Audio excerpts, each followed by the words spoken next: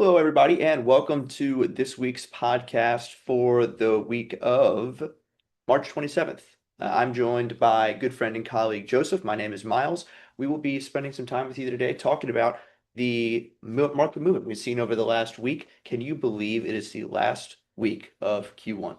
I can't. It's been like January, it feels like everything's kind of starting back up the first couple weeks of January, and then like since then it's been a blur. Yeah. It's been a blur. Well, I'll tell you, before we lose everybody after the first chart, we are doing a quarterly report. Myself, Senior Portfolio Manager John Lewis out in Pasadena, and then our Head of Investment Intelligence, Yanni, and I'm not going to butcher his last name. Yanni is going to be joining us. And that podcast, or excuse me, that webinar is on the 7th of April. It's also accompanied by a big full-length report that we typically put out. We're doing that right now, working hard to make sure all that content is out around the end of the quarter. But we'd love to see you there. We're going to go ahead and put the registration link down in the description. So again, join us. It is on Tuesday, the 7th. Okay, with that shameless plug out of the way, we can go ahead and talk about all the movement that we've seen within the markets. Mostly negative 1 week roll for a lot of the space. I think the names in positive territory were limited. The names in negative territory were few. A lot of commodity spaces, gold, crude oil, amid continued volatility in the Middle East. The S&P 500, the Nasdaq Composite. I think the only names up there were what the Russell 2000 was And the positive, Dow, I think. and the Dow. So yeah, a But lot of the area. yeah, S&P was down like 0.5%. Right. So it's a lot of chop, Yeah, a I would lot of think, chop, on a the lot of equity front. headline. Speaking about a lot of chop, we've Yeah. seen some in the Dolly rankings. So you and I were on last week and maybe the week before talking about some of the movement that we saw within the dynamic asset level investing tool that we've got on the platform. Mhm. Commodities moving up from third to second, then from second to first, and then first to second and second to third. So we were taking a round trip over the last couple of weeks. Talk to me about what kind of made that movement occur. Yeah, so we had talked about like crude oil and the move in energy had really driven commodities that final push to go to the top spot last week. But we had kind of talked about, I don't know if you want to be buying energy at this point, given how extended a lot of those charts look.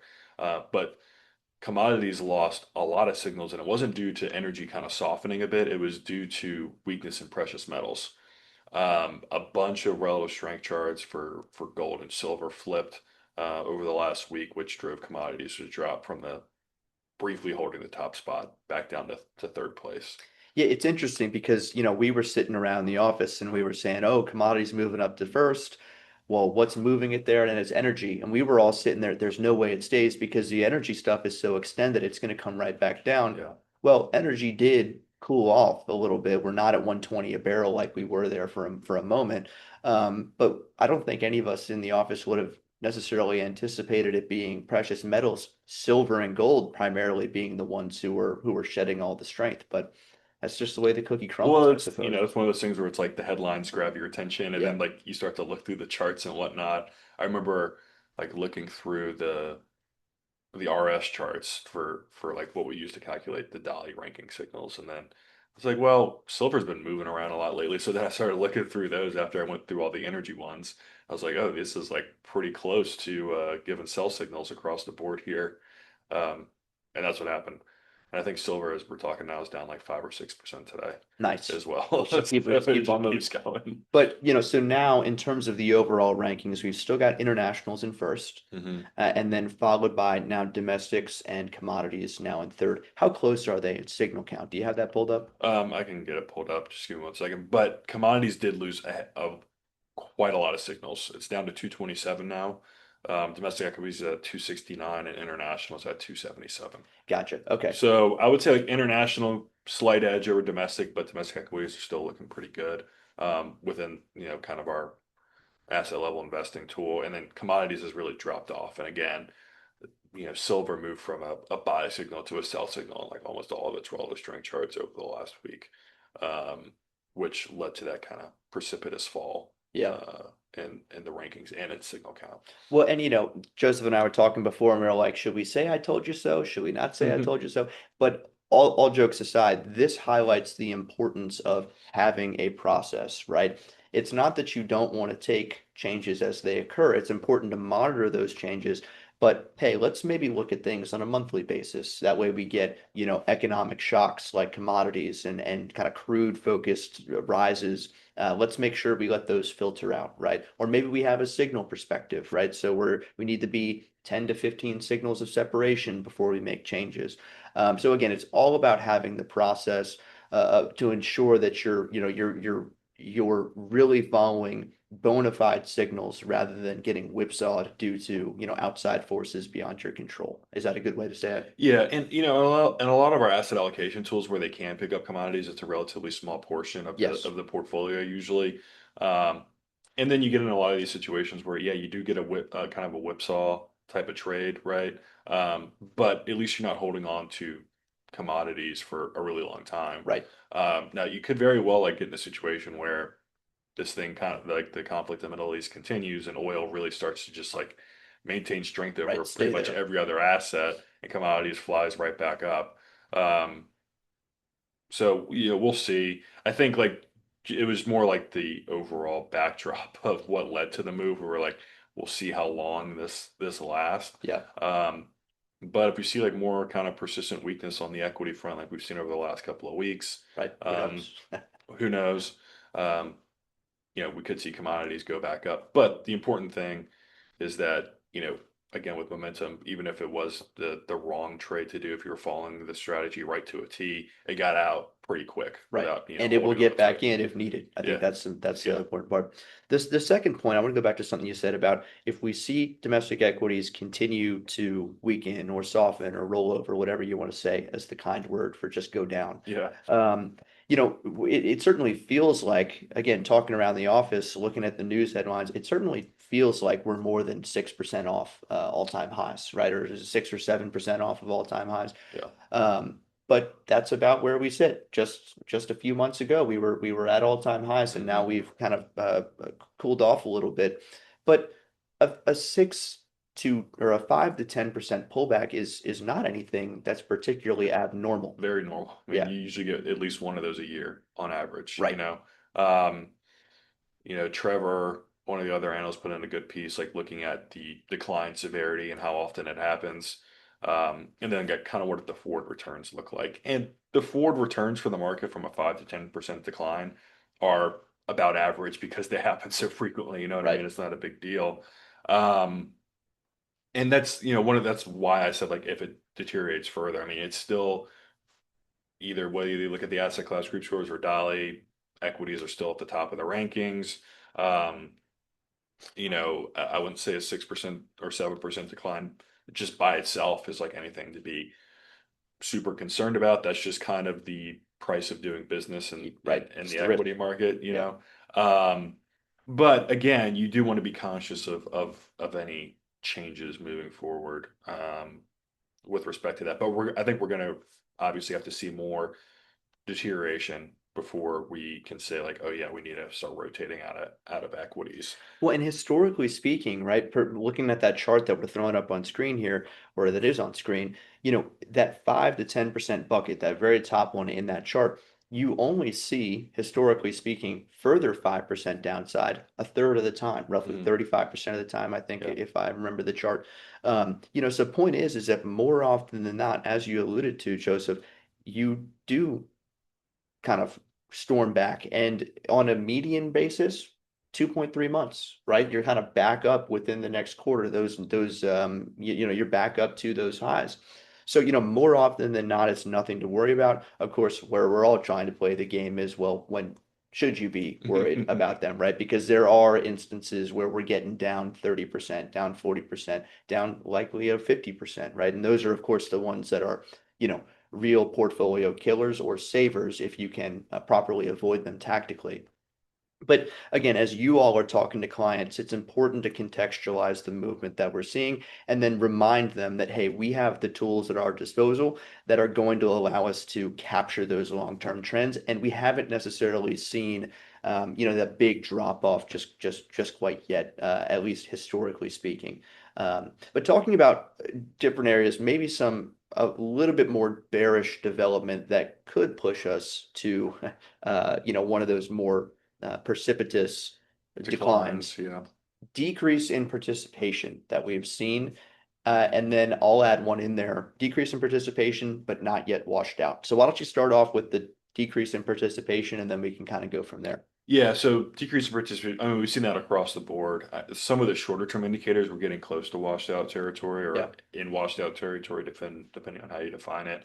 Like the 10-week for the S&P 500 was around 20%, which is right, pretty low. You expect a bounce, and we did get a bounce from that level, but we haven't like completely taken off to the upside, right. right? Might reverse back down today. Yeah, yeah. But on a longer term view, we look at something like the percent positive trend for the NYSE, that dropped below 50% over the last week. Um, we do know that like most of the market's positive returns kind of come when we see over half the stocks trading in a positive trend, which makes sense. Now it's at 48% right now, so it's not like it's Right. completely fallen out. But it is one of those things where people should keep an eye on if it kind of continues to linger around here or fall lower, that things may not be so strong underneath the surface. And just for context, this measures the percent of stocks listed on the New York Stock Exchange trading in a positive trend. So the difference between like this and something like PTSPX, which is the same thing but for the S&P 500, is that you're getting a lot of, small and mid cap stocks that are listed on NYSE, that you're gonna that are included in that calculation. So that value declining means less of those stocks are in long-term positive trends, which is a negative sign. I think the point that I want to add is yes, we have seen deterioration there, but we have not seen the massive, blowout event towards the downside that I won't say I think is coming. Or, but I guess my point is there is that, you're still not out of choppy waters just quite yet, right? It's Yeah. not like we've seen a massive, washout event and now we're trying to put back together the pieces with our indicators at low levels, right? Because if we were there, then you and I would be sitting here and saying, wait for that reversal and take it, right? Yeah. But we are sitting here towards the middle off of those 2026 highs, having not fallen down yet. I'm rambling, but hopefully my point comes across. No, no, no, definitely. And you kind of see that too, like where PTNYSE is just slightly below 50%. Yeah, PTSPX is slightly above 50% still. right, So we haven't seen that breakdown. And then, one of the things with any of these geopolitical events is like, what did the technical picture look like a couple weeks before the event happened? So right, like if you look at, let's say January, like December, January, and then like maybe the first week or two of February before the buildup really started for this. I mean, we had really been chopping around that whole time too. right, You know what I mean? We had made a high, but we had kind of fallen off of it and just chopped around. The big worry was, private markets right. or whatever it Which continue was to at look the time, awful. which continue to look terrible. Yeah, Yeah, for sure. But it's a good like thought exercise, I think, for people. It's like, okay, we had like a exogenous shock type of deal with the conflict in the Middle East. What did it look like before that? And it looked like fine still from a long-term perspective, but it wasn't like we were just like ripping up higher yeah. for the last couple of months before that. So, and that's a lot of the reasons why you see these indicators kind of were in middling territory or Right. are in middling territory now. Right, because they were off of highs before, then you have a shock that sends things lower and you're not washing out because essentially it's wait and see mode for markets. Is this going to continue? If it continues, then we have continued volatility and markets head lower. If it doesn't, then maybe we just kind of, drift higher back to where we were, Yeah. or sit where we are now.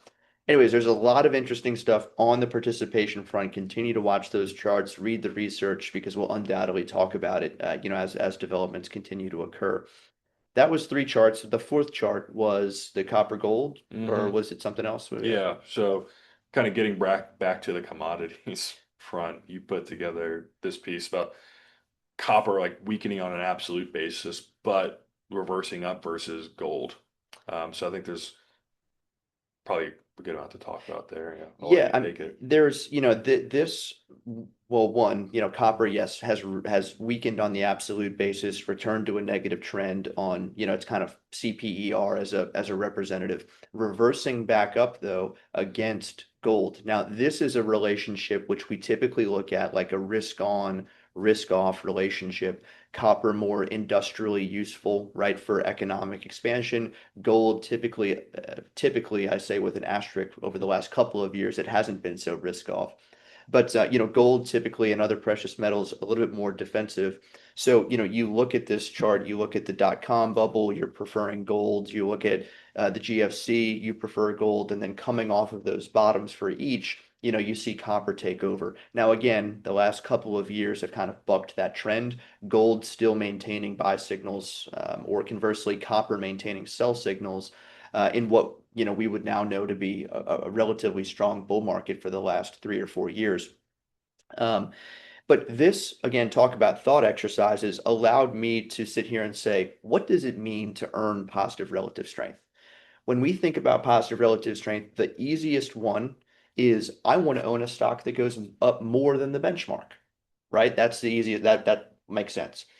Conversely, the other side of positive relative strength is I want to own an asset that goes down less than the benchmark, right? And so that is exactly what we're seeing with this copper gold relationship. Recently speaking, copper has declined, but not at the magnitude of gold. Yeah. And so that's why we saw that reversal. And you can do the exact same thing comparing both to the equal weighted index, to international equities, whatever it may be. Again, reminder that positive relative strength occurs in two ways, going up more or going down less, I think was the point that I was trying to make there. Yeah, and we have seen it reverse up, but we haven't seen it give a copper give a buy signal versus GLD yet. Yes, good And point. just looking at the chart in the report, it looks like a pretty streaky relationship, other than one instance in 2023, it looks like, where there was kind of like a false buy signal for copper. Right, It's been on a sell signal since looks like mid 2024. right. So gold has been favored that entire period on a longer term basis, Which would have been a good thing for would gold. have been Yeah, great. yeah, Yeah, yeah. right. So we'll see. I think you want to wait for that signal to pop up. Another thing that you mentioned that may even be, another thing where you're like, well, it's not broken yet, but I think it could, would be the copper gold ratio over time. And we're kind of near some of the historical low levels. So like from a mean reversion standpoint, you kind of would expect copper to outperform gold. Right, because we are just so they actually is like anti-technical or Yeah. anti-momentum, but it's okay because the Yeah. charts tell us that. But yeah, it's a very interesting relationship, and like we were talking about, does it have some historical tendency to be more risk on, risk off? Um, if I'll tell you this, it will be quite funny if copper returns to a buy signal, and then we go into a bear market. Um, but that I think was enough on commodities. Don't tell me the fifth chart. Is it a commodities chart? Uh, no. Okay.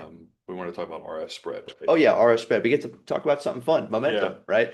But a lot of people think, okay, well, domestic equities are rolling over a little bit. That must be bad for momentum because markets are doing, poorly. So Mhm. that means that the winners must be doing poorly. It's not necessarily the case. To quantify this, we will utilize something that we call the RS spread, relative strength spread, which measures the dispersion between a basket of winners and a basket of losers. The wider that spread, the more likely that momentum is able to grab a hold of winners and shed your losers. The tighter that spread, the greater the chance of, momentum getting quote confused, right? And buying the wrong winners and selling the wrong losers. And what we've actually seen in 2025, especially recently, is that spread expand. We're actually sitting near all-time highs for our RS spread as the laggards have continued to do poorly. We're rotating kind of away from away from technology. And then into sectors that have done quite well for a while, that being industrials, Mhm. picking up a little bit more energy, right? Shedding financials and private markets like we talked about. So we're seeing a relatively healthy rotation, at least when it comes to the momentum front. This gets kind of back to what we talked about earlier, where it was kind of slowing down before, like entering this year, and there was a lot of chop, and there was some change in leadership at that point where, we saw financials drop in the rankings even before. Um, before the conflict in the Middle East, which, you know, that's why you got to take those trades when you can, because financials was one of the strongest areas of the market over the last couple of years until kind of the end of last year. Right. That's when the weakness really started, and a lot of our models kind of started to trade out of that stuff. Energy is getting picked up a little bit, but not to a degree like we saw in 2022 or anything like Right. that, right? Um, well, tech has lost some, depending on where you look. Like the software space has obviously gotten hit really hard over the last few months. But some of the other areas are still shaping up. I think a lot of our models are still kind of heavily tilted toward technology right now. Semiconductors still look attractive. There's a little Semiconductors point. still look pretty attractive from a broad group. Right. A few of the stocks are up a bunch this year. Right. A few of them are down a bunch as well. Yeah, yeah. But it's interesting to me that you brought up 2022 because I was actually just talking to a client this morning about RS spread and 2022. If you look back, of course, 2022 was a historically bad year for domestic equities, but you see it towards the end of the year that RS spread calculation really move quickly higher. The reason for that being was that Momentum was able to identify at that point technology is bad, energy is good, and then we're able to firmly underweight technology while the market can't get away from it, Mhm. and firmly overweight energy or other areas that were more defensive when the market can't do that as efficiently. Now, let's not talk about what happened in 2023, but the point is that in a vacuum, that exact move higher there, and we'll circle it on the chart. That exact move higher there does kind of showcase what Momentum is able to do when technology or if technology goes into some type of sustained bear market, I think is the point that I'm trying to make. For sure. Yeah. When you think about the weightings of the S&P 500 currently, this is something that we've talked about a lot. Well, everybody's kind of talked about it. It's so much technology Right. relative to everything else. Energy makes up like 4 or 5%, right? Right. But if you're able to pick up like 15% energy and it does really well, then that looks really good relative to the benchmark. Whereas, picking up versus instead of 40% technology, you have, 44%. Yeah, 42% yeah, yeah. technology. It's like, okay, I mean, Thanks, man. yeah, you're really relying on like the stock picking aspect, which can obviously still do really well, but it's going to be a bit harder to differentiate from the benchmark. But the RS spread kind of faltered a little bit. Been moving higher the last few years. Kind of faltered a little bit earlier this month, but has reversed all the way back up to highs already. Right. So we're still seeing momentum hold in there pretty well, at least Yeah. relative to the laggards. And we're not throwing it on screen, but it also looks quite good on the international front as well, right? Yeah. The emerging and developed markets are continuing to be a great playground for momentum strategies. So those are, remain to be, quite attractive areas. I will give you the last word. I think we're running on. If you have anything else to say on markets or anything.